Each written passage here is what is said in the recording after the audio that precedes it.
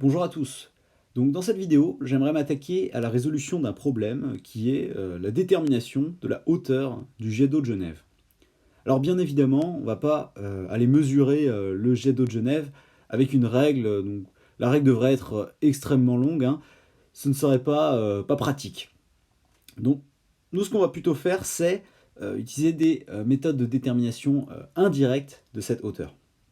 Alors, je vais présenter deux méthodes dans cette vidéo. La première sera géométrique et la deuxième sera énergétique. Restez bien jusqu'à la fin de cette vidéo hein, parce que il s'agit là donc de méthodes qui sont usuelles dans la résolution d'un certain nombre de problèmes de physique et qui pourront vous servir par la suite, notamment en ce qui concerne les problèmes de mécanique des fluides et même certains problèmes d'optique géométrique. Alors voici donc la première méthode de détermination de la hauteur du jet d'eau. Donc on va se baser sur le schéma suivant, donc, où on aurait la hauteur H à déterminer, qui est donc la hauteur qui va nous intéresser, la hauteur du jet d'eau de Genève. On sait donc qu'on a un lampadaire à une distance D de nous, et qui fait une hauteur grand L, connue donc. Également, on connaît la distance grand D au jet d'eau de Genève, qu'on peut simplement déterminer en comptant. Hein, voilà.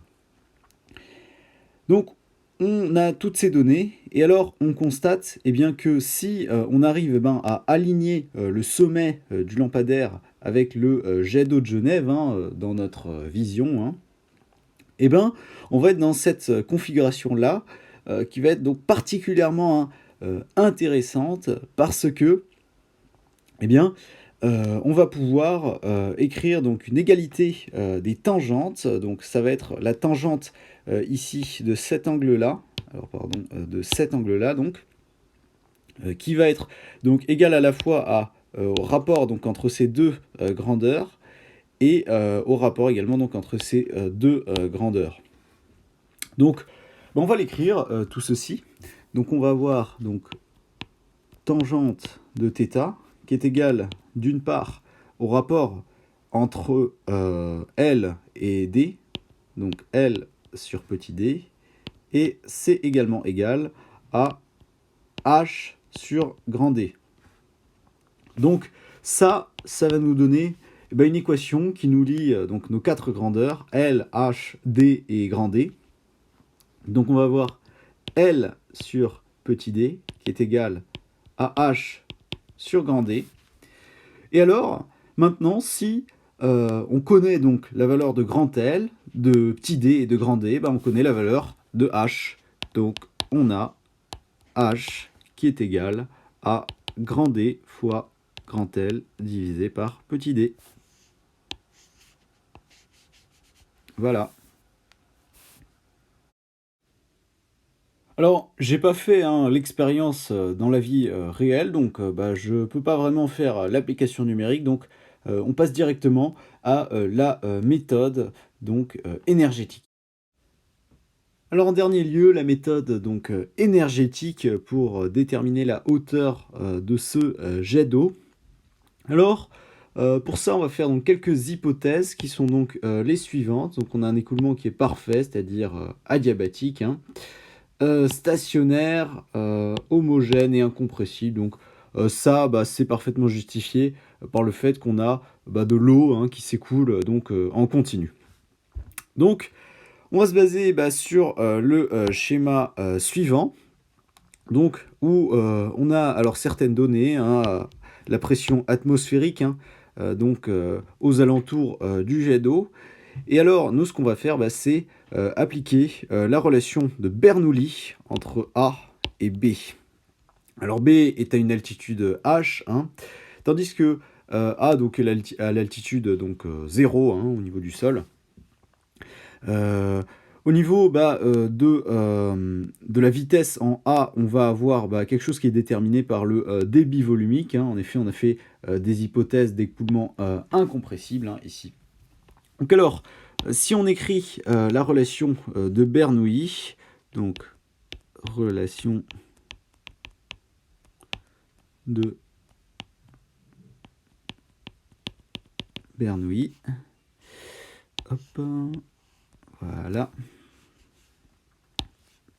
Ça va nous donner donc la pression en A qui vaut donc P0, hein, la pression atmosphérique donc, plus l'énergie cinétique volumique en A, donc ça va être 1/2 de la masse volumique de l'eau fois le carré de la vitesse en A, mais qui s'exprime simplement grâce au débit volumique et à la section comme dV sur S dans le cadre d'un écoulement incompressible.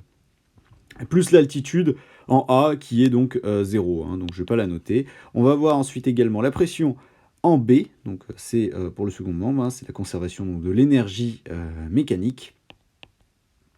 P, pression en B qui vaut donc P0 également, hein, puisque on est également à proximité de l'atmosphère. Plus, alors cette fois-ci, on est en haut, hein, du jet d'eau, donc l'idée c'est que la particule de fluide qui arrive en B eh bien, s'arrête, donc sa vitesse est nulle, donc son énergie cinétique, même volumique, donc, est nulle. Donc on passe directement au terme d'énergie potentielle de pesanteur volumique. Et alors cette fois-ci, on va avoir bel et bien donc, une énergie potentielle de pesanteur qui va être de ρg fois donc h, la hauteur d'eau. Alors, déjà, on va pouvoir simplifier un certain nombre de choses dans cette équation, notamment, déjà, on va voir les P0 ici qui vont se simplifier. Et une fois qu'on a simplifié les P0, on va pouvoir simplifier également les ρ, ce qui va donc simplement nous donner à la fin donc, du 1 demi de dV carré sur S carré égale GH. Et ce qui nous donne finalement H égale dV carré sur 2S carré fois G. Voilà donc pour la deuxième méthode de détermination. Et donc on passe à l'application numérique.